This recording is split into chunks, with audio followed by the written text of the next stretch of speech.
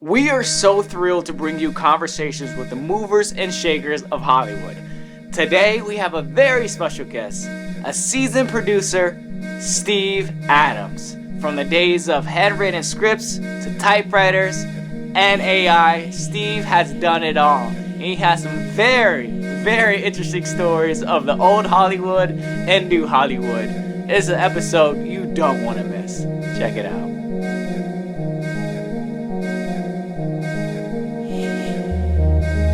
So we're going to jump right through it. So, Steven, thank you so much for joining us. First time we met you, I believe me and my brother were producing a project called 1989 with Buffalo 8. We met Matthew Helderman. Right. Yeah, of course. So Matthew invited us to maybe a mixer or something he was having at the office, and that's when we first got introduced to you. That is where we first met. Yeah. And, granted, I wish that project would have got it's our first time having any type of interest in any project that we were like cultivating, and it was very exciting for us. And we were so new, so green to the process. We didn't understand the language of it and the intricacies of developing a feature. Yeah, and it was a feature at this time. And talk about your first introduction of film and television. Wow. I mean, it depends. There's various versions of that. Yeah. Because on one hand, I mean, professionally, we'll talk about professionally. Yeah, professionally. I fell in love with film when I was a kid, and I think I got that love of movies from my mother, who loved films and stories, and it was something that we connected on. And then I always wanted to be in film. From the time I was a child, I felt like it was my destiny, and I was. I made a short film in the 6th grade, a little stop animation, 3-minute film. And then in middle school, I was a film festival judge for 3 years. And then when I got to high school, I was fortunate enough to have a cinematography class. And we learned about, we had a great teacher who taught us really about the making of films. And we watched all these incredible classics like The Learning Tree by Gordon Parks, Citizen Kane, of course, Rebel Without a Cause. I mean, a great, crazy mix of films that just kind of clicked into my mind. And then, and I've mentioned this before, my dad was dead set against it. So, like, no. I grew up in LA, and I don't want you in show business. Yeah. And you don't question. I wasn't going to question that. It was like, no. Why was he so against it? Well, I'll get to that later. Okay. And he had his reasons, but I didn't know at the time because I didn't question my father. I was like, yes, he knows what's best, and that's it. And so I wound up going into finance. I'd studied French cinema and broadcasting, and I was like trying to find a way to make all these things work. Where I was training myself for the career I wanted, but doing what I was being asked to do. And I worked at a foreign exchange office, then a global growth fund. So I had like, all these years of experience from 17 to 24. But literally one day I just woke up and said, I'm quitting this job. Wow. And I'm going to find my way to Hollywood. And I don't care what my father says. It's time for me to have my life. And that's what I did. And I wound up networking my way into a job at the Paradigm Agency. And how old were you at this time? I was 24, 25. Wow. Yeah. Paradigm at 25 years old. Yeah. Well, I graduated high school very young. I was 16 when I graduated. Wow. And then, so was you just like super smart, like gifted? I don't know whether my father taught me how to read when I was like 3. Wow. And so I think I was his science experiment. But I just kept devouring information. Right. But that's another long conversation. To be 16 and out of high school was not necessarily the best thing for any kid. Right. Because it's like you're thrust into this adult situation without really being emotionally I didn't have the maturity to be where I was. Right. And so of course I was listening to my father. You do this. But what I found out, to answer your question, is that he had grown up in LA, which I knew. I didn't know much about his life here because he didn't talk about it as people from his generation earlier, black men. That's it. Yeah. That was the past. We're going forward. And I'm providing these opportunities for you, and so you better take them. Right. And then his mother died, who I did not know. She lived in Chicago and she died. And he went back to to what she saw her before she died, and then she died. And he came back and brought me this box and said, "Oh, there's some things in here for you." And I'm like, "What is it?" He goes, "Open it." So I open this box, and there's pictures of my grandparents in Hollywood in the 1940s. Wow. Wow. Pictures like at Hattie McDaniel's house. I'm like, "So that's Hattie McDaniel?" He goes, "Yes, she's the first black woman to win an Oscar." I'm like, "I'm well aware of that. I know all about this." He's like, "Yeah, well, your grandmother worked for her. She was her social secretary. She would have planned all these parties. And your grandfather was an accountant who had a lot of black talent of the era were his clients." And I was like, "What in the hell? Why did you never tell me this? This is like," he goes, "Well, I didn't want you following in their footsteps." Wow. It's like, you didn't succeed. It happened anyway. Right. So it was great. I didn't know this until I was like 27. Wow. Yeah. So it's basically in your blood to be in a my show. blood. Yeah. Yeah.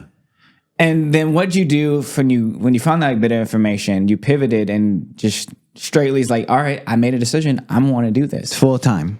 Well, it was a crazy decision because I'd been, a young executive in banking and then in foreign exchange and then that global growth office, very straightforward finance. And doing that was a big leap for me because I led a very, square life at that point. Yeah. Right. And I just decided to quit and get a job in my favorite restaurant, which was the craziest thing. So you left Paradigm just to get a Oh, no, job? this is before. This is when I the left banking. finance. Finance. Oh, banking. And I was like, I'm just going to dive into the deep end. And, Oh, wow. and so I worked in this restaurant, and the restaurant wound up being, it was in San Francisco, and it was in an area that was near the Tenderloin, near Market Street, where so we're kind of on this crossroads of all the high culture on Van Ness Avenue. I don't know if you know the city. It's like opera, symphony, ballet up there. Geary Street with all the legit theaters and the touring shows. And then the Tenderloin with all the rock and roll clubs and the strippers, and the Market Street Cinema where they invented lap dancing. Yeah. I'm just going to say, I bet the culture was so different in LA during that time. It was like you were probably in the age of rock and roll. Oh, yeah. Sunset Boulevard. Yeah. Parties. Oh, please. when I got here, it was like Big Hair City. Wow. It was wild because the soundtrack was Guns N' Roses. Yeah. Yeah. And did you dive into that life at all? No, I mean I was working in an agency. Okay. I had to kind of Be professional. What was your look back then? my look. Well, I was wearing the suits of the era. Yeah. Suits are there. You had a big old fro or No. I had like wavy hair with, it was a lot of work every day to get these waves to look right. Yeah. And then put on my suit and go to work. And, because it was conservative. I mean, when you went to an agency, you basically look like a hip banker. Right. So I wasn't that far off the mark. But what I learned very quickly was that, it's a business. Yeah. Right. And, there's a lot of dreaming, a lot of illusions here. People have a lot of ideas about what Hollywood is. Yeah. Based on fantasy, based on the advertisement that this industry has done for itself Right. for the last 100 years. It's sold a big story, right? Yeah. And it's a story that's kind of, I don't know, it has this DNA in the roaring 20s, right? Everything's like champagne's popping. Everybody's 21 years old. We're the most beautiful people in the world, and we're rich, and we're up to date, and everything is, it's still the paradigm in a way of what people believe is here. And I think influencers have kind of taken that and run with it too. Yeah, most definitely. Yeah. And your time at the agency, what were your duties? Well, I was doing a lot of things, literally answering phones during the actor submissions. It doesn't sound like much answering a phone. Yeah. But every single business proposition It begins from with a a phone phone call. call. began with a phone call. Yeah. So, and it was, right before, email. Wow. So we were doing Daily notes. And you'd have to handwrite appointments. I Yeah. could pick up scripts. at Scheduling. studios. Scheduling, yeah. Jeez Louise. Appointments. So I would go to the studios every day and pick up scripts. Wow. And So you were vet scripts. No, I would literally pick up the scripts that were being sent to the actors that were there. sent, like the physical scripts. Oh wow! Yeah, I know. I'm taking you back to a land before the digital. Jeez, the 90s. The dinosaur. The 90s. And listen, by the way, Hollywood was very slow to get up to date because, we had, I'd come from the Bay Area. Of course, we were on computer. I'd been on computers since I was a kid. Right. But up here, down here, Hollywood was still like handwritten note. I'm like, what is this, 1939? Right. That was, 60 years ago. What are you doing? Right. And literally, this place didn't get, really computerized until the 21st century. Wow. You were still doing breakdown submissions for actors with actual photos until about 2008. Wow. Yeah. 2008. So you would have to get yourself into the office. The agents would, look at their breakdowns and make their casting suggestions. You would take these, pull physical photos, and I'm talking about, I'd have envelopes with, 100 photos each, and organize them alphabetically, Louise. put the name of the character on the back of the photo, type a cover letter, Wow. collate all that, and I have to have that's ready by 11 o'clock. So we would be Oh my goodness. hopping. And, you got in there at 7:30 and it was like, you had to come in hot. Yeah. And get this done. Right. And then they're making phone calls about this stuff. So the messenger's coming like, bro, I can only wait 2 minutes and I got to go. Right. Because I will have my head chewed off if I don't get these things delivered. But I learned something. I was like, what time do you deliver to Fox? Oh, we deliver to Fox at 11 or 1. We deliver to this studio at 2. We deliver them at 3. I'm like, cool. So I'm like, I will make my follow-up phone calls based on your delivery schedule. And so You develop a system. I developed a system. Did you have any mentors at that time, or you just had I to figure figured it that out? out. Wow. And there was like no research you could do because there's no internet. Yeah. So No internet. People were definitely like, in that era, it was like do or die. Yeah. Wow. You figure it out or Problem you're solving. just going to perish. If you're not performing, you will be dismissed. Wow. Who was some of your highest talent that you were working with at that time? Well, in those days, I'm trying to remember who was at that agency.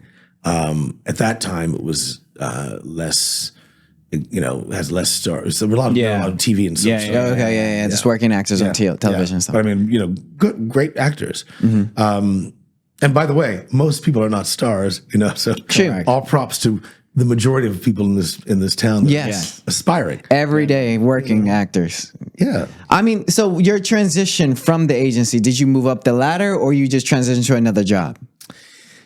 No, I was actually being hazed very badly by the other assistants who were pissed that I had gone straight to a desk. Really? And they wanted to, get me out. Was it also because you were like a person of color too, as well? You know what? Possibly. Right. But at the end of the day, whatever. Yeah. Because here's the thing. If I stop to worry about who doesn't like me because I'm a person of color, I won't get out of bed. Right. That's a So, word. you just got to get on with it. Yeah. And by the way, that is something that they don't realize actually makes us stronger and smarter. Because if you're already ready to navigate and you come from a culture of navigation and success, Right. then who's going to stop you because they don't like you? Well, guess what? There's people that don't like fat people. There's people that don't like certain kinds of hair color. I mean, there's something Prejudice is everywhere. prejudice everywhere. Now, race prejudice is Totally on different. another level Yeah. in this place, but all the same, we have great examples of people who've triumphed over that sickness for centuries. Wow. I bet like during that time, while you're getting hazed, but there had to be some moments where you're like, oh, this is the funnest job I ever had in my Well, life. the hazing was this. They were trying to another assistant got fired. And, the head assistant said, oh, well, Steve's so great. Why don't we just have him cover these 2 agents? So they essentially doubled my work. And I'm like, well, I'm getting a raise. They're like, no, you just Wow. cover 2 agents. And then when the receptionist quit, they said, well, you can just do your job at the receptionist's desk, answer the phones, and cover the agents from up there. So in my mind, I'm thinking, Okay. I've gone from being a hot assistant to now I'm sliding backwards to being a receptionist. Jeez Louise. And But you're managing 2 agencies and the front desk of the whole white. out of this. So I'm like, and no raise. So I'm like, well, what's the story? Right. And I was getting very, very angry and very surly about it. And I remember calling my father and saying, these people have, they're humiliating me. And I've gone backwards from being an assistant. Now I'm a receptionist and da, da, da, da. So I'm like ranting and raving. And he was like, listen, I need you to calm down. Right. Because the last time I checked, being humiliated was a choice. And you're choosing to be humiliated right now. And he goes, and your ego is so much in the way that you can't even see the opportunity that you say you wanted. Right. Everybody that company knows has to go through you first. Right. And you can't even see that that's an opportunity instead of seeing it as an insult. Right. So your ego is stopping you from being successful, and I'm embarrassed for you. Wow. And I was like, ah! Yeah. That I was knew a he was word. right. Yeah. And I hated him for being right. And it took me like the whole weekend to like get over the Right. hump of that and wanting to hold on to that anger. Because, anger is a delicious drug Yeah. that people get addicted to. And you realize that you have to check yourself constantly. And I was like, oh, wait, just let go Right. and be yourself and, meet these people and just serve the opportunity and make a reputation, which is what I did. And so how I wound up with my next job is that I wound up being so helpful and so eager to serve that I got tapped to go work at a management company and work with people like Lawrence Fishburne. While you were at that agency. Yeah. I was Wow. offered the job because I shifted my attitude, because I listened to my father, because I got a control over my ego. Right. And to me, that's the biggest thing about Hollywood. A lot of the success here is about self-control Yeah. and self-awareness, Was you like during that period, did you ever think like am I ever gonna get out of this? Or did you always look for an opportunity to get out? Well, I was looking for an opportunity, but in that angry, self-indulgent state, I wasn't really going to do anything except get fired. Right. Now, at that management firm, when you transitioned from the agency to the management firm, what was your end goal? What was your bigger picture goal? Like, at did that you period? always wanted to be the producer? It's like, I'm gonna be a filmmaker or I'm gonna be Yeah. I mean, I did. So it was like a great step forward, and I wanted to produce. And, going there was exciting because I also liked the idea of being more intimately involved with like a single or a few personalities. Right. And, Fishburne was growing into, from Larry to Lawrence and becoming, all that. And it was a great time to learn. And I learned from a very smart, shrewd woman named Helen Sugland. And she was probably one of two Black managers in Hollywood at the time at all. Really? So for me, that was a great. Then this is the management firm you was working in. And she was representing Lawrence Fishburne. Yes. Wow. Yes. Okay. So that was a great privilege, because, because she'd been navigating this, and doing it very well. Right. Lawrence Fishburne, I bet like he was a rising star at this time. Yes. Did you get to get invited to his mixture of crowds? The rise of I mean, Lawrence like Fishburne. Spike Lee, you thinking about like the Boys in the Hood, like these type of stories were being told during that time. Were you in the mix of those stories? Yeah, being told. Yeah. John Singleton. I was, because, Lawrence had done the Pee Wee Herman's Pee Wee's Playhouse. Oh. And he came back and he said, there's this kid who's a page on the show and he's going to send a script and I want you to read it and tell me what you think about it. And I read the script and I was like, you have to do this film. And the film was Boys in the Hood. Wow. Whoa, hold on. Time out. So that means you were the stat for it. No, I would not take credit for that because Right, Stephanie yeah. Lane is the one who shepherded that film. through Right. The studio system, and she was. But it still was passing through your hand. Without a doubt. And if I'd said no, who knows? But Right. because if you tell somebody's script is horrible, that's hardly going to get Right. Yeah. But I could never take credit for No, of course, Of course of course. not. But it still was a conduit through you. Absolutely. And we were in that period together, and it was it's funny to look back on that and think that's what it was because you don't know. It's one of the reasons why you kind of need to pay attention to everybody that comes into your world. Yes, On 100%. some level, at least give them the time if you can. Yes. Because you don't know what anybody's bringing to you as a gift. Right. 100%. When you're reading that type of script, do you say, oh, this is something I can relate to because you have some type of like maybe groundness to it? like being African American culture and just like saying, oh, this is powerful because I can relate to it? Well, that script was a story I couldn't relate to specifically because I didn't have that experience. Oh, okay. It was a very Inner city. It's very inner city, hardcore, street. It's a very specific experience. And mind you, he graduated at 16. So yeah, I was. I had been sheltered for a while. I wasn't so sheltered when I got to Hollywood. I knew a few things. Right. You know, that's the X-rated show. But We want to hear about those stories. but the point is that, you know, whether you can, you don't have to relate to everything. Yeah. in Yeah, the script. of course. Right. If I read a script about a serial killer, I don't have to be one to see that this Yes. is well written. Yes. I'm presuming the writer is not a serial killer either. Right. I would hope. right. So true. You know, I mean, it's about creation. Navigating a human story and connecting to it. It's about creation and execution. That's it. So what would be like your first project that you said, okay, I'm done with agencies, I'm done with management, I'm done with cultivating talent. I want to step into the ring and produce my first project. Well, that's never the story, because that's not the story right now. I'm still very much involved with talent. Okay. And what happened is that while I was at that company, I started a theater company. Oh. Because, you know, hey, when you're in your 20s, you have time to do everything and the energy to do everything. Right. And so we started a theater company in Hollywood on Santa Monica and Hudson, which was a very rough area at the time. How'd you get the capital to start something like that? Oh, we just Save money? Scratch. clawed. Yeah. We would do literally like car washes, garage sales, Wow. little fundraisers. But we captured. And who's we at the time? Did you have a crew with you? Yeah, me Okay. and my other people in my theater company. Oh, wow. Okay. And like growing up, I mean, like coming up in Hollywood, it's always so important to have people around you that are like-minded. And Always. did you find a clique when you came into the Yeah, I felt that theater was my first, real family? tribe. Because this stuff that I'm talking about only happened very quickly. I went from the agency to the management company in like 2 years. Right. And then we started the theater company like in my second year in LA. So I was still kind of green, but I was like getting into the groove. And I felt like I'd started late, so I wanted to make up for it. And I started producing and directing shows there, and I learned how to produce without a lot of money in theater first before I attacked film. And people thought I was crazy. Like, why are you doing theater in LA? This is nuts. Why did you come here if you're going to do that? Right. You're in a position where you could be doing this, this, and this. I'm like, I follow my instincts. Yeah.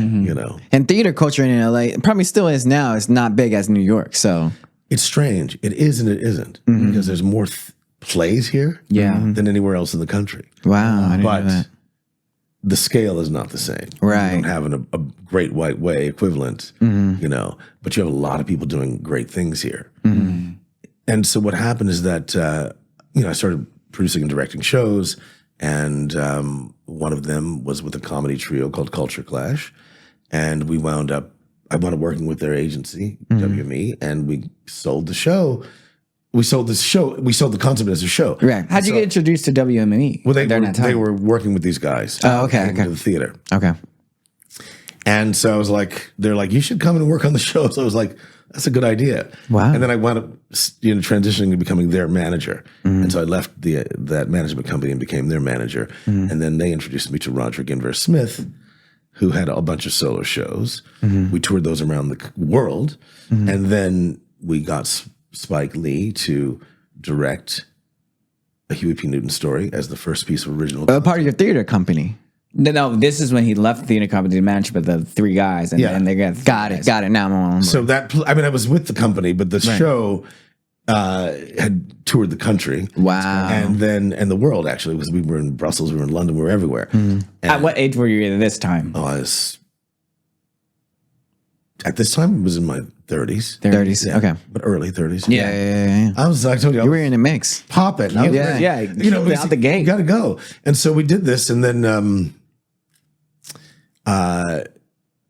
Spike said, "Yeah, I'll direct this, but don't ask me for any money." Wow.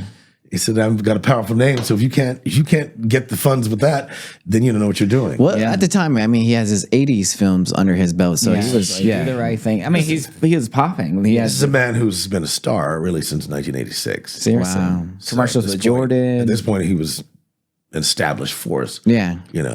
And when you're touring the world with this comedian, like this troupe, this play, essentially this project, are you like having yeah, of course you're having fun, but like, what else are you doing? Are you getting into trouble? Like, what's the environment? Give us some like? side quest We want to stories. hear some side quest stories for sure. Well, of course you have, when you go to London and you're, young and you're having this popular show, you can have fun. Yeah. You get crazy. I'm not going to give you too many more details. We'll to protect the living and the dead. Yeah, I think like for us, we came out here in 2012.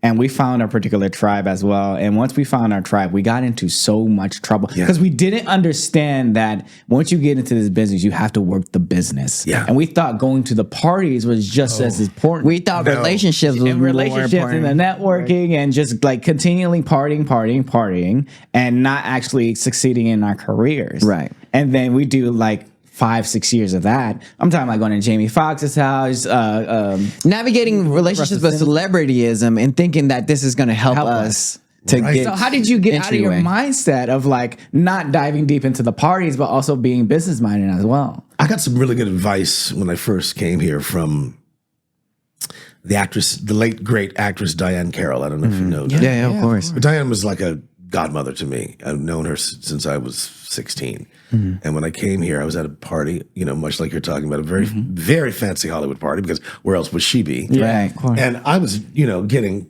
trashed. I'll just be honest. And I was with some other assistants, and we're like, whoa, this is Hollywood. Oh my God. Look over there. There's so-and-so, there's so-and-so, there's so-and-so. Yes. And then I see Diane coming, flittering across the room like, the goddess that she was. And she said, hello, darling. I said, hello. She's like, what are you doing? I said, I can't believe I'm at this party and I'm taking advantage of this open bar. She looked at me, she said, no, you're at work. Wow. And I was like, so she just let that sink in for a minute. She said, give me that. And she took my drink and put it down. She goes, get him a glass of water. Wow. And she said, pull yourself together. She said, and when you're done, I need you to make a circle around this room and introduce yourself to people that you don't know. And you bring me 10 cards and show them to me. And you make sure that people know who you are and what you do, what you have to offer, and find out what they have to offer. And then you start your job. And that's amazing that she saw something in you and said, I need to direct this person. Yes. And that's your light, which is amazing. I thank her for that, because that straightened me out quickly. Yes, you can go to these parties, but if you're just funny and fun and drunk and whatever else is going on, that has a short shelf life. Yes. All of a sudden you look up and you've been doing that for 10 years and you definitely are getting invited. Yeah. But what else is there? What is the work? Where's Where's your script written? Where's your producing? Where's your finance contacts? Where's your new learning of the ever shifting business that we're in? Yeah. Wow. So I did that. So I came back and I showed her 10 cards. She goes, next time you can do better. Do even more. I was like, damn, you're right. So I've been very fortunate to have people in my life who are like, cut the crap, get over yourself, get out of your own way, and focus on what you said you wanted to do. Right. Do you think Hollywood is different than now? Do you think people still need to go and kind of mix and mingle with the networking? Since we have social media, the rise of social media, we can just DM someone instead of go out to a party and meet them.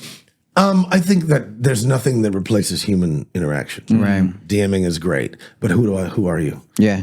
You can make a good case, but you better if you're going to DM somebody, you better have substance. Yeah. Otherwise, you're asking for a date. Right. I mean, that's really what it is. So if you say, I have something I'd like you to read, or I have a business proposal, or I'd like to put some finance behind something you're doing, that is a very specific kind of message. The access cuts two ways. Right. If you're full of shit, you'll get blocked. And people do still do that. Let's be honest. If you think somebody's cute and you're that's her or him, whatever, it's like, just be clear. Yeah. I'd like to go out with you, because if you write to somebody pretending you're doing business and it slips up that that's not really the agenda, then why bother? Exactly. Let's be honest. I think our generation, I said the millennials because I'm a millennial, have dealt in both worlds. We had the privilege of talking to people because we didn't have cell phones until we were like in our late teens, and also we have social media. But the Gen Zers, they have a little bit more of a boundary as far as like connecting with another Human human interaction. being, and they're navigating conversation. It's a little bit more of a challenge. I guess for the them. insecurity is a little bit greater just from connecting with a human. Yeah. Yeah, it's a very pronounced characteristic of that generation. I wonder, of course, they're young, so times change. Right. I mean, they've had a lot of difficulties in their lives. I mean, I can imagine being someone young who basically grew up in the lockdown. In a Because even though pandemic, it was difficult for us as adults, but when you're young, a year or two It seemed forever. is a long time. Yeah. It leaves a mark on your personality, and those are essential years. I didn't have the benefit of anything. Right. You got out of the house, you're out of the house. Yeah. My parents didn't want us in the house. Exactly. You And didn't you come didn't back. have a cell phone to No. get called to come They're back like, home. get home before it's dark. Yep. Right. That's it. And they knew what was going on. But of course, we had enough sense to, call from people's houses. Right. It wasn't like we were out in the wilderness. Sometimes we were. Yeah. I didn't call because I was like, yeah, really, I can tell that you smoke marijuana. So you won't be going out for a while. So, okay, you tour in the world with this comedic troupe. I mean, I guess if it's a The comedy, Roger Smith show. Roger Smith show, and you come back and you have amount of success, what do you do next after that? Well, the Huey P. Newton story was amazing because, it debuted at the Venice Film Festival. Right. That was incredible. Oh, I want to speak to a little bit. I want to jump on this. Film festivals. Yes. You're very involved in film festivals. We probably get to this circle back later, but let's continue your story. All right. So the that debuted at the Venice Film Festival, which was like my professional. It was like a high water mark to appear there. Right. And the film wound up going into 52 more festivals around the world. Wow. It won a Peabody Award. It was the best adaptation at Banff Media Festival. Oh, I mean, we had a geez. lot going on with that, and it created a lot of momentum, for other projects. I think the key when you're in a festival situation is to think ahead. When the spotlight's on you, yes, you're promoting the thing that already exists, but you also have to start. You have to come with another agenda. Yeah. So that I Lining have up. this and this and this. If you like that, here's what else I have. Right. Because if you ride that thing and you don't make any other plans, when that ride stops, you'll stop. So you need to be, you need to come with a slate. Perpetual motion. Yeah. And when you get that hot, that light on you, peddle those wares. Yeah. Right. Yeah. How'd you get involved? Okay, we go from that. Did you get involved with the studio during that time as well? When is your major transition into the studio like the big system? films that The we big see, films. like Avatar, Life of Pi. Like, how did you get tapped into that? Well, what happened is that, I was doing this, I did this Huey P. Newton story. It created a lot of opportunity to produce a number of other indies with Roger. And I realized I wanted to learn more about film and finance and get deeper into that world. And also that I had always had an urge to be international. Right. Which is why I brought the French literature thing in from the beginning. And you always, to speak about, you always speak French? Or Yeah. do you always spoke French? I learned French at 9. Wow. So, and I kept that going through school. Because I wanted to reconnect with my mother's culture out of Louisiana. So, And did your father speak French as well? no. Just you. Just Just me. you and your mom. No, my mom did. My grandparents Your did. Where grandparents. grandparents did. Yeah. Wow. Well, I was the favorite grandchild. So what do you want? Yeah. Wow. amazing. That's amazing. So, I did that because I was like, let me get with the older people. As That's actually really smart That's for you. admirable of you Yeah. to even say, I want to connect with my grandparents. I'm going to learn French at 9 years old and Yeah. then carry that for the rest of your Your life. life. Well, I did it, and I got accelerated on it because I had a great grandfather who was had been born exactly 100 years old, 100 years before me. Wow. And I was very, and he only spoke French Oh, okay. because he was half Choctaw and half French. Wow. A complete product of Louisiana. Yeah. And I was like, I definitely am gonna, talk to him. Yes. And so that was really kind of what sparked the studies. And I never lost it. Oh, geez, that's admirable for sure. Very admirable. So back to the studio systems. You got into the studio. What is like your first initial entryway and taste of studio life? So my point was that we started doing all this international. So I started doing consulting with international businesses in partnership with a film finance attorney named Vinka Jarrett, who's based in Boston. And we had met at the Cannes Film Festival, and she was like, "We should form a joint venture where you're sitting in Hollywood and I'm sitting in Boston, but I know the film finance world and you know Hollywood, so this is a good combination. Wow. So we were bringing in like, film incentives, film festivals, tax incentives, blah, blah, blah, or people who were monetizing against those tax incentives. We had a whole coterie of clients like this. Wow. And I think one year at Cannes, I had 3 of such clients that we were promoting. We would like bring them there, set up meetings, do events. I mean, we were really triggering all this stuff. Right. And I want to talk about so someone who haven't experienced Cannes, can you just tell us what it's like? It's a lot. It's a giant machine. I mean, it operates on several levels. One is there's a market there. Right. So people are selling films from all around the world. There's the festival, which is, viewing films. I would say that there's also there's 300 film pavilions where people from 300 nations are showing you their incentives and having meetings inside of those things. And then there's the other side of it, which is like people just coming for meetings. And then the sick side would be like the socialites, where they're just coming because, there's They want to show off their it's the world's biggest red carpet. So, you got to get your, I would say women are to Cannes what like guys in ski parkers are to Sundance. Yeah. The spirit animal of Cannes is a gorgeous woman on every Right. carpet. It's a gala. It's a gala, and that is the vibe of the thing. It's it's these beautiful butterflies on the carpet being discovered by the world. Yeah. What would be your tools of success for going to Cannes? Like, what do you say for? If you're going, you better start planning in December of the year before. Wow. Yeah, and know what you want to do there because it's a lot of work. It's a lot of expense to go there, and if you don't know what you're doing, just to wander around. You have to have an accreditation. You cannot simply go, right? Because you won't be able to get into anything, and without that badge, you can't get into any hotels. You can't cross barriers. You cannot get into any of the market areas. So you have to have an accreditation. The accreditation is evaluated. So if you don't. You have a production company. You would need to have some substance, some work history. They won't just have you there, or unless you just want to go buy tickets for movies, right? But it's that's it. You've got to kind of come correct. They definitely the well experienced only get accepted. That's it. That's it. Or somebody can, if there's a company that you can log on to.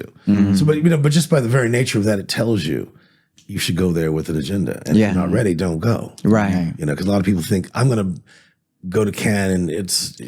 And just be there. I guess it's the people. It's the same system as Sundance too, because a lot of people just go there just for fun and they take pictures and just take pictures. They come back. I mean, I'm not going to rag on those people, but do you find that there's the same correlation with Cannes and Sundance? It's just like, should I just go there for fun? Maybe I might meet somebody, might meet a producer, a filmmaker, might launch my career, or I should go there with a purpose. I think you should go to the purpose of any film festival. Yeah. Right. Sundance is a little easier; it's more accessible. Right. You don't have to have a badge to be there, and and I think I wouldn't poo-poo somebody young and inexperienced going to Cannes. Going to Sundance and just learning. Right. Yeah. I think that's actually a good idea because it's about entry. Cannes is really about establishment to some degree, and it's expensive. Right. So, I'm not saying you shouldn't go, but you should have a strong agenda. Right. You should have a meeting schedule.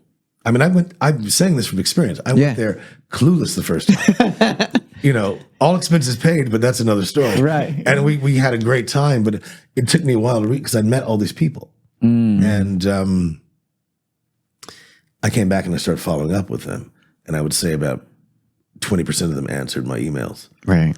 It's because your experience with your agencies and everything that you've done in the past, you was able to follow up. And the art of follow up is actually an art. Absolutely essential. But my point is this. I met these people socially, back to your earlier point. I didn't have meetings with them. I was meeting them socially. I was relentless and doing exactly what I know how to do, was really talking to them and, connecting. But what I didn't realize is that for them, who had been coming there since 1970, whatever the hell, they had done their business during the day. So all they really wanted to do was drink. So, at this point, whatever I was saying was probably yes, I can't wait. I want to work with you. And blah, blah, blah, blah, blah, blah. So I'm like, this is easy. Because, I learned. I was sober. I was, Right. You learn from Carol. And that's the constant theme of Hollywood. Yeah. It's great. Let's keep in touch. How do you navigate that? Well, now I understand. It's literally, I was like, so after I had this kind of, it was like, and the 20% that responded, actually, I know some of those people still. Okay, right. So it was very, very good. But what happened is that I went back the next year with 10 meetings a day for 6 days in a row. Wow. Meeting 60 people. Wow. Minimum. So then, you have a real agenda. Yeah. If somebody's going to take the time to meet you, they have already a know mutual who they're interest, meeting, yeah. what the point is. I even tell them, this is what I think the agenda can be, but let's explore other possibilities. Right. So I'm ready to do business, and I'm getting out there and meet you at 9 a.m, and I've been up since till 3 or 4. Yeah, I'm serious. Wow. Because you will roll like that. Jeez. So okay, so you start this venture with your business partner. Yes. Right. And is it named something or Yeah, it was called Film Pro Finance. Film Pro Finance? And what is the first film you guys financed all to collect? Well, there were many things, but the point to answer the question about how I got into the studios. Yes. This French visual effects house said, we see you out here doing these things with these people. We'd like to make you an offer to come and do that with us exclusively. And so you can navigate French culture, Hollywood culture. You can navigate the languages. We'd like you to sell our work to the studio system. And then when the jobs come in, be an executive producer on our work. So wow. And this wouldn't happen if you didn't learn French at 9 years old. Oh my god! I owe this all to my great-grandfather. What? Your first introduction of studio life was because of your great-grandfather. Yes. Wow. Isn't that strange? That is strange. That's how God just navigates the cobwebs and the the little spider web of It's work. because of him. He motivated me to connect with him. Yeah. And it didn't even require you to work that. I mean, yeah, of course you worked hard, but it was just kind of just put it into your lap. Well, no, I wouldn't say anything was put in my Yeah, you're right. Let's tell that story. I just glided along. I spoke a little bit of French to I this spoke a guy. little French. They said, you're amazing. Come and do this. And of course, the studio thing was a walk in the park. Because Right. let's get into that. Yes, let's get into please. it. So visual effects jobs, Yeah. they're seemingly very well paid, but they're also super competitive.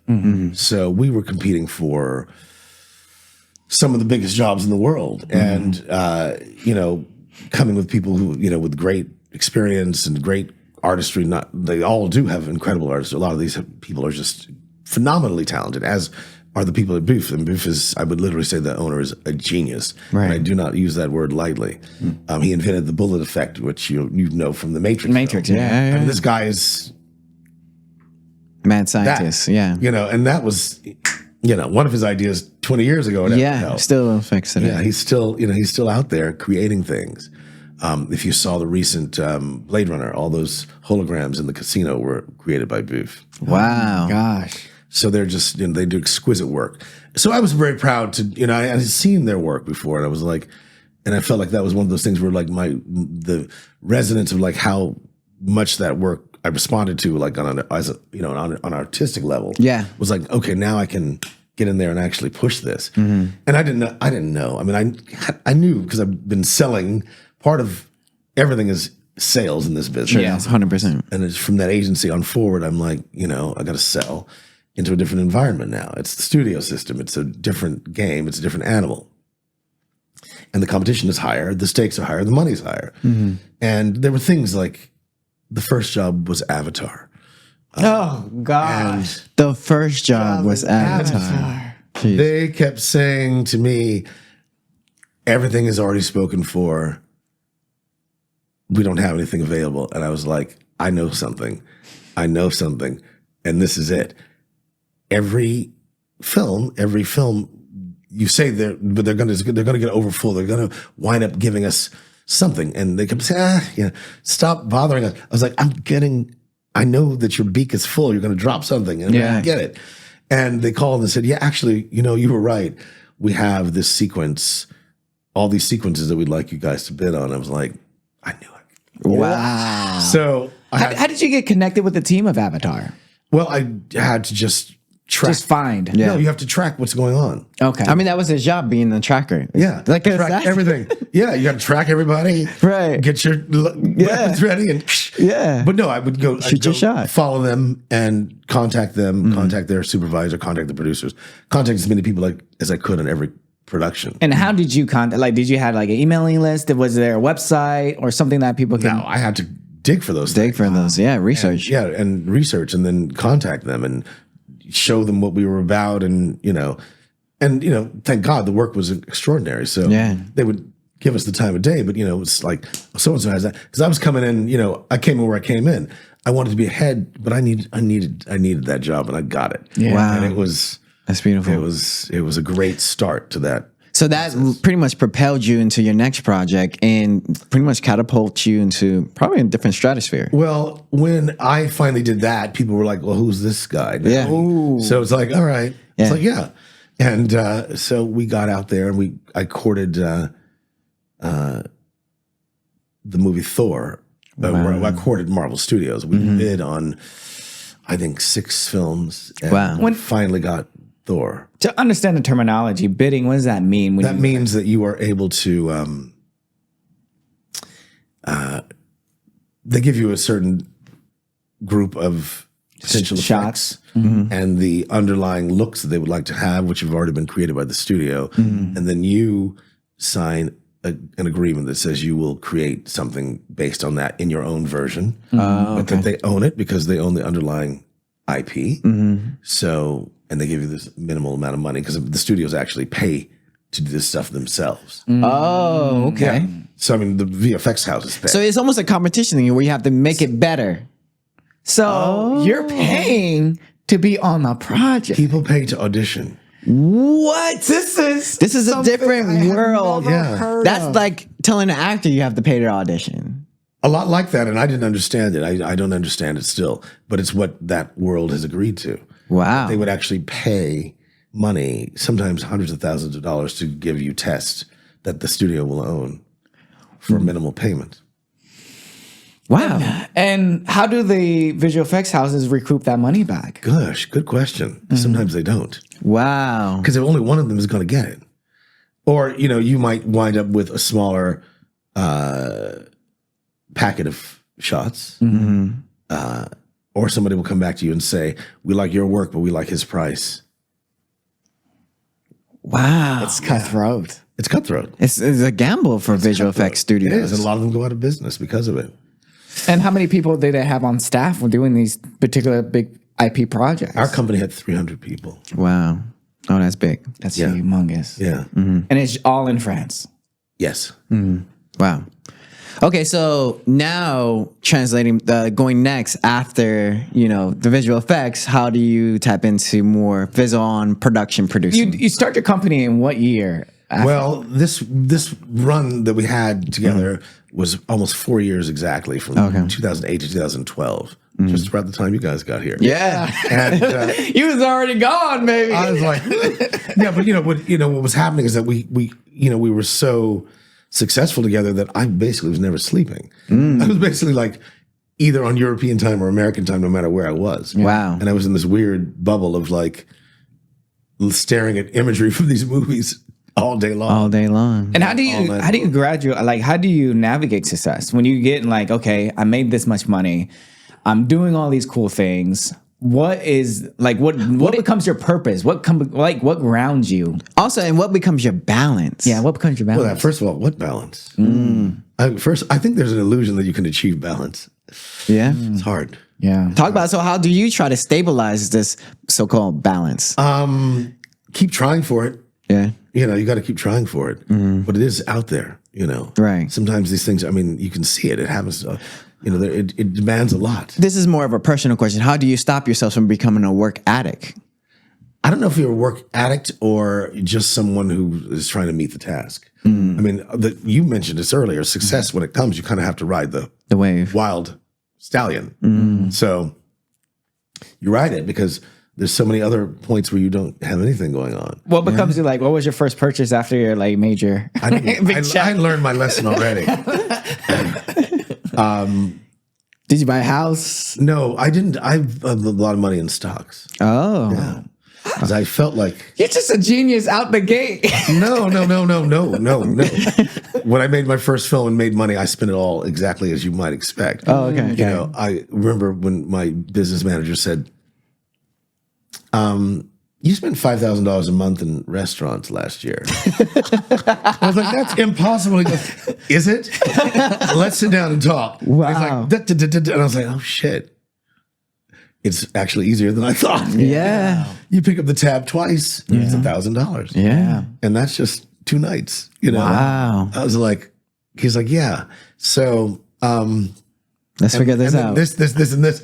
I was like, holy shit. Wow. Yeah, I went through a lot of money living what I thought was supposed to be my normal Hollywood lifestyle. Yeah, and I guess your circle is trying to match the celebrityism and the amount of money they're making. You're spending, you're picking up this. And you, Sure. I just thought it was like, you know, I'd arrived and it was going to keep on being like this. yeah, true. so then you invest in stocks, and that kind of like floats you along. Well, what happened is this. I wound up getting, in the middle of all that success, I got hit by a drunk driver. Oh, Whoa. And it unraveled all that success. And I wound up having to, I had vertigo for like a year. And Wow. and it just kind of, it made it almost impossible to go to meetings because I couldn't drive. Like Yeah. Really? My head would start spinning. Yeah. And it took like a year to get over that. And it was so like, everyone's like, you're psychosomatic. I'm like, actually, it's not. No, no, yeah. seriously. But what happened is that it forced me to, when my health was so crazy and my back was jacked up. And the thing about it that made it so awful was that the guy that hit had no insurance and he wound up in prison. Oh god. So it's great. I mean, You walk away with nothing. nothing. Nothing. So I had to pay all the medical bills. I had to do all this. And so I wound up realizing that I needed to plan differently. Yeah. $5,000 a month in a restaurant Yeah. wasn't going to get me, you know, stability. Right. So I was like, all right, we got to start putting money away. Because I mean, this is an ebb and flow business. Yes. As we see right now. Yeah. Yeah. It's very much at an ebb. Yeah. Yeah. Everybody, you have whole companies going out of business. Yeah. Yeah. 100%. Merging with And companies. thousands of people who are being laid off. Yeah. Who are not accustomed to surviving like this. You know, so that's a trick. I don't want to fast forward, but I do want to get into like, what was your standout moment of like, at the period, I made it. God, Lord, I mean, like getting a Peabody Award. Wow. That was a big deal. Yeah. Yeah. And the people that were there. And the person that gave us the award was Walter Cronkite, if you know who that Yeah. Oh my gosh. was. So he is the one who actually presented that award to us. That was extraordinary. And what project was that? That was for a Huey P. Newton story. Oh my gosh. goodness. Yeah. Yeah. Jeez Louise. So that, I mean, that was early. That's That was a very great moment. But like I said, you know, if I'm honest, I thought that it would just always be. Always be there. I mean, just landing Avatar in itself, that's an award. I feel like, Yeah, I mean, listen, but by then I was like, you just got to keep working. Yes. You know, you can't, I mean, listen, I'm not the producer of Avatar. right, of course. This belongs to one man's vision. Yes. You know, and it's not me. Yes. And this guy is another genius. Yeah, true. And but working with those kinds of people was incredible. You know, James Cameron is a visionary. And you know, people say many things about him, but my experience of him was that he was someone who was thinking so far ahead that he was just waiting for you to catch up. Right. And it was like, oh, that's what he's talking about. It's like, you know, imagine it must be a lonely place for him to be waiting for you to see what he sees already. Right. Because he's phenomenal. He's brilliant. Oh, 100%. Or when you're like navigating certain these things, how do you navigate personal life? How do you navigate your relationships? How do you navigate marriages? You have to have preparing for a future. You have to have people who are on the same wavelength with you, because and somebody who can roll with all this, because it's crazy. Right. How was the dating experience during that time? You know, in France, I wasn't really dating. I was dating images. It's like, I'm in love with you. Yeah, exactly. The bank account too. It got a little weird. It got a little weird. I might need to see a doctor. Yeah, a head doctor. Amazing. But I mean, like my brother said, when you're navigating, did you like try to go out for seeking relationships and like, okay, I'm in my career stage where I should start a family, or what was that life like? I don't have any kids, but well, luckily I still think I look pretty good. So, Definitely. it's never been that hard to find somebody to go out with. But it's just I think that like-minded people need to be together. This is or someone who really gets what it is that you're doing and what these visions are. Because this is kind of a selfish-driven. Yeah. I wouldn't say it's selfish, but it demands a lot. It takes a lot. 100%. It takes a lot from people. And it's, but it also, I mean, I guess what I'm saying is like we're driven by more than just money. Yes. Because there's easier ways to Make more money. True. 100%. could have just stayed in finance. Yeah. I think that we're all motivated by creating culture. Yes. And that is a passion. Yeah, 100%. Now, we know a little bit about you. You're creating a book right now, which is amazing. Now, let's jump into your current time frame. You're managing a company. You're at Buffalo. Alta Global? Alta Global Media, yes. Alta Global Media. Now, tell us a little bit about Alta Global Media. Alta Global Media is a partnership. And when did you guys when did you founded that company? Well, I did a partnership with Buffalo 8 for a while. Okay. And then Theo and I brought Theo into that partnership, and then he and I left to create Alta Global Media. Right. Was I guess the sequence would be the wonderful VFX world, and then I was like, let me pull into one time zone and get a life. I was like, this is crazy, and you could not live that way forever. Yeah, of course not. It was amazing, but no, I look back on that and I think one or two of these films a year is enough. Yeah. Let alone like 10. Yeah. But Jeez. But I'm good at what I do. Yeah. Too good. So, Yeah. But so I did Buffalo 8 for a while, and then Theo and I transitioned out. We wanted our own label to do what we do, which was really more of it was more of an international thing. He and I share he's Haitian, and so we have this. We kind of naturally have this international thing between us, and we came together when he was hired to. He was introduced by one of my acting clients, Jalen Moore, and he was a phenomenal actor and producer.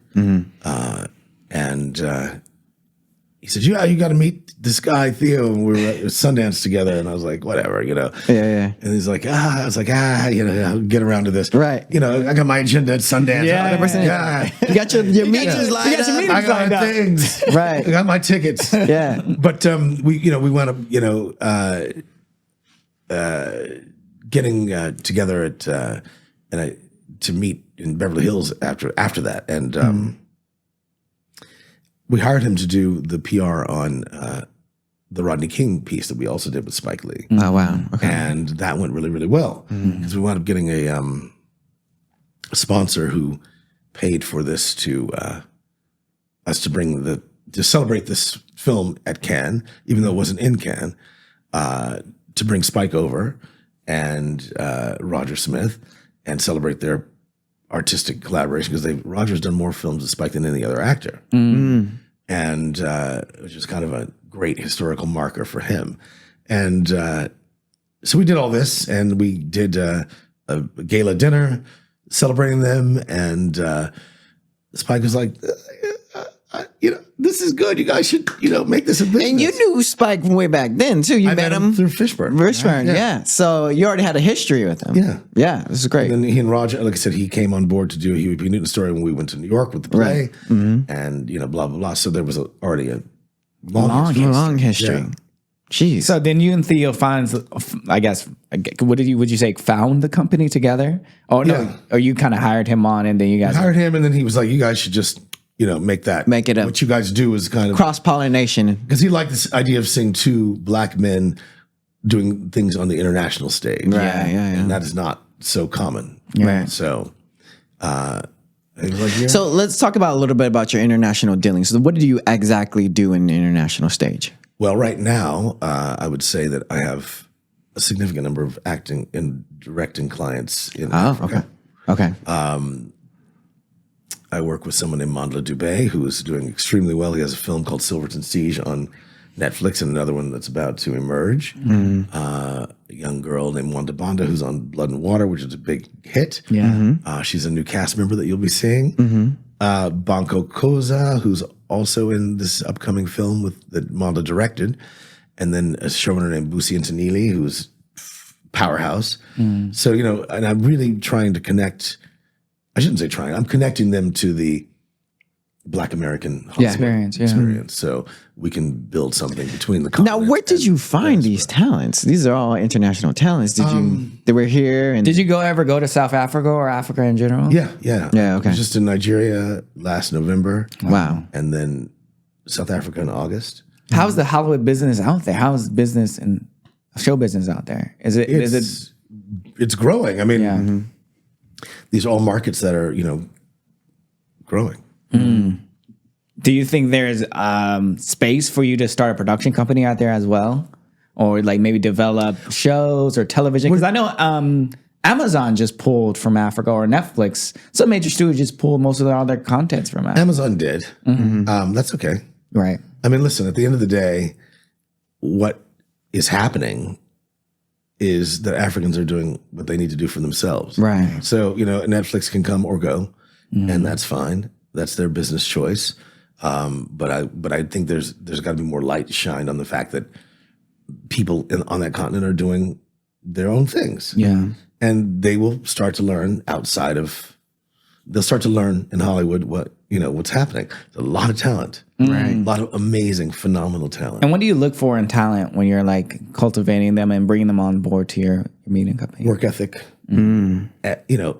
morals, talent, probably all on an equal playing field, because honestly, as we've talked about all this, I don't need somebody who's got vice. Right. I don't need somebody who's got too much ego or too much self-deception or just wants to be famous. I mean, just go be an influencer. Don't skip all this. Yeah. Just go and put on some nice clothes and go to the gym and take pictures. Yeah. Because we don't need, and listen, by the way, being an influencer is a lot of work. I mean, I know. that. Well, we can skip the acting part, which is also hard. Yeah. Just go be fancy, and it's, I actually have respect for what influencers do, because some of them can create imagery that you cannot believe. Creating content 24/7. 24/7. Feeding It's the algorithm. It's demanding, and I take my hat off to them. Right. For someone that wants to kind of maybe join your team, what do you think they have to go do first? Maybe go do some guest stars, do some co-stars. What do you look for in new talent also? I look for, He just mentioned those rare combinations of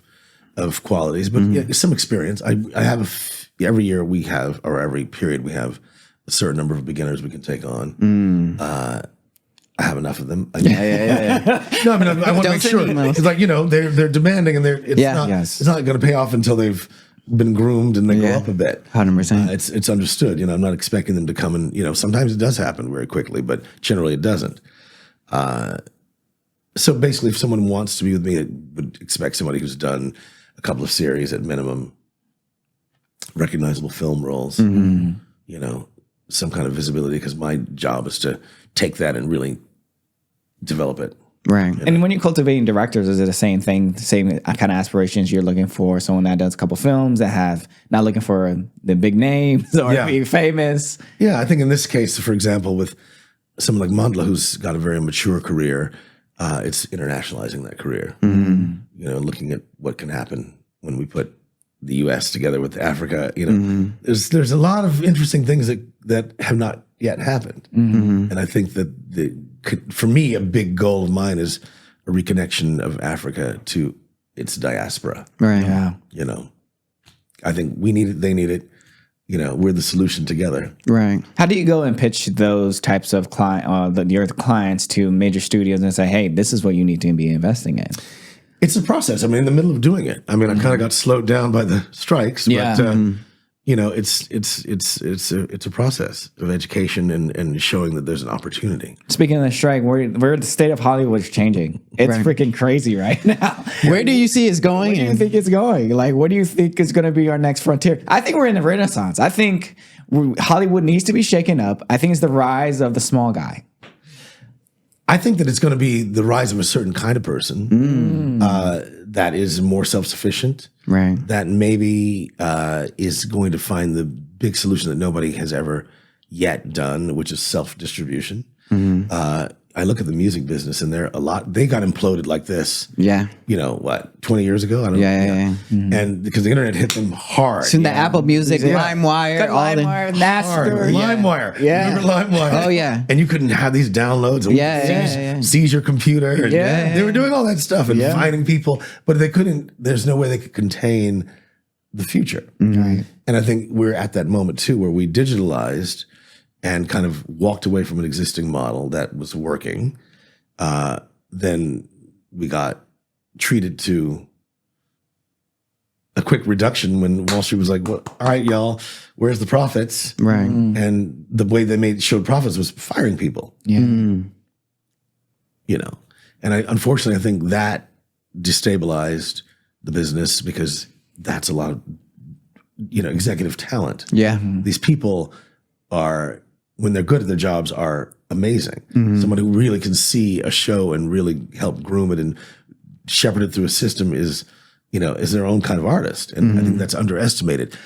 Black people, we need more executives. Lots more executives. Yeah, you don't always have to be as a talent. You can be an executive. The one You could be control a different kind of talent and some kind of talent that actually has power. Yes. And longevity. Yes. Because that is underestimated. It 100%. needs to be respected more than it is. I think there's a tendency to roll your eyes at suits. I think what we have now is suits. Right. We didn't have that. I think we only are seeing the sort of the metal of who those people are. Right. They're showing you who they are. Yeah. They're getting rid of a lot of amazing people. Yes. Steve, we only just touched the surface of your life, but my brother loves to ask the last question. All right, last question. Throughout your life and throughout your journey, you have seen so many things come and go. You have aspiration, achieve the pinnacle of success from my standpoint, from where I'm sitting. Have you found what you're looking for in life or in general of your career? Absolutely not. I'm never going to be done. Yeah. I think there is. I think creative people are always dissatisfied. I don't allow myself to be so like, oh my God, I've done it. I did when I was younger. Like I said, I made a fool of myself. Right. I'll never do that again. I think you got to be dissatisfied and not unhappy, but just, you know what I'm saying? Dissatisfied. I'm very proud of what I've done. Very, very proud. I mean, I look at that and I'm like, shit, it's not bad. Yeah. Done a couple of things, but I feel like there's more. Yeah. There's so much more. And I don't feel like I've gotten, like my current goal is like, what is going to happen when an African works with an African American and they do something that has not yet been seen? We're creating this Pan-African stardom that we have not seen yet. Right. That's a lot to do. And it could happen very quickly. It may take the rest of my lifetime. I don't know. Right. But that's kind of where I am right now, riding that wave. And I think there's a lot of power in that. Just like taking the self-definition back. We have been, people forget something. Black people, the history of Black Americans is begun with slavery. But the truth is the history of Africa goes far deeper than that. Way deeper than that. And we do not have anything except things to be proud of. That is why all of the artifacts are in all those museums in Europe, because they're plunder of the greatness. And it was how you were able to colonize, by removing the greatness, the symbols of the greatness from the people. But they're there. Right. And they still have power. That's why they're keeping them. And, it's like, let's go into what we were. Yeah. And reconnect to what we are. And tell those stories. And tell those stories. Yeah, I mean, beautiful. it's kind of the subtext of Wakanda. Yeah.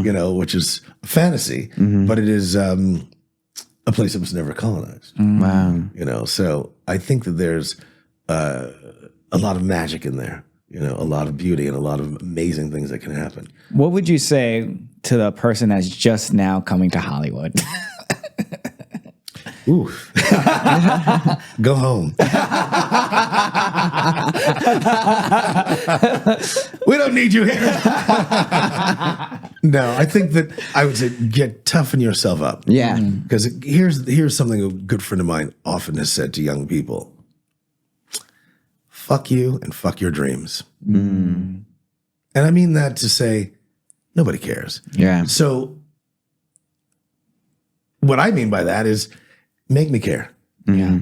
If your dream is to make a movie, but most financiers' dreams are to make money. Right. So somewhere you've got to marry those two things, Right. and make that case that makes sense.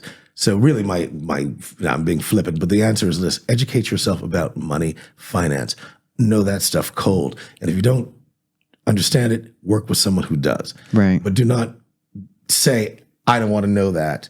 That stuff's too hard, because that is the underpinning of all the stuff we've talked about the whole time is business. Right. The magic stuff is a product. So don't get confused. You need to know business cold. And if you're in school right now, demand that you be taught that. Learn the ins and outs of film finance and what it means to be able to ask somebody for $1 million and have them take you seriously. Right. That's my message. I would love to see an army of people who are just unstoppable because they know how to navigate that language. People waste a lot of time living in fantasy worlds. And I'll give you an example, but then I'm going to shut up because I know we've run out of time. No. When we were doing this consulting, we had a guy who we were talking with. He had an incredible script, and he was just out of film school. And we're like, listen, this is a great script. We've talked to these distributors. They would actually like to come on board and help cast this movie. He said, no, I will not. This bloody phone. Yeah. He said, "I will Hollywood's not calling. Cast. I know. Sorry, I thought it turned off. I will not cast anybody but my friends. And I said, that's admirable. But, if you want to do that, then you need to go from this $3 million budget down to $100,000. $250 just to be comfortable. You don't know what you're talking about. I'm like, you know what? Once somebody starts talking to you like that, you just go, They let the ego get in the driver's seat. boom. And the fantasy. So we said, you know what? Let's just give him back this portion of his retainer and call it a day. Right. 6 months go by. He reaches out. I got my money. I'm making my movie I'm going to make my stars. And da-da-da-da-da-da. I said, well, who's your distributor? I'll get one. I'm like, okay. Where'd you get the money? My mother mortgaged her house and gave me her retirement. She believes in me. Jeez. And so he ties up his mother's retirement and her house in this film. He makes the film. The film is not very good because the actors are not experienced enough, nor will any distributor touch it because they're all unknown. They did not get to Sundance and become a phenom, which happens once in a while. Right. But generally, no. Right? So his mother now lives in a 1-bedroom apartment in Florida because he insisted on her paying for his dream. That's the kind of damage you can do when you don't bring yourself down to earth. So, not to end on a dark note, but No, that was fantastic. learn the business that you say you want to be in. Right. Because this is a business. 100%. These are hundreds of millions of dollars with these posters we're looking at. These people put a shitload of money into there. Right. So We got to have you back on because we got to talk about distribution. We got to talk about business financing. We got to talk about filmmaking strategy. We didn't even navigating tap into the AI. festivals, the AI. Yeah, we So got we gotta AI have you back integrating in Lord, visual. AI is its own conversation. Yeah, sure. Well, thank you so thank much. You so much, My Steven pleasure, Adams. guys. It was really a pleasure. Where can we find you or tap in if someone wants to connect with you? How can they connect with you? AltaGlobalMedia.net. There it is. Here it is. it. Steven Adams. Thank you so much. Thank you so much.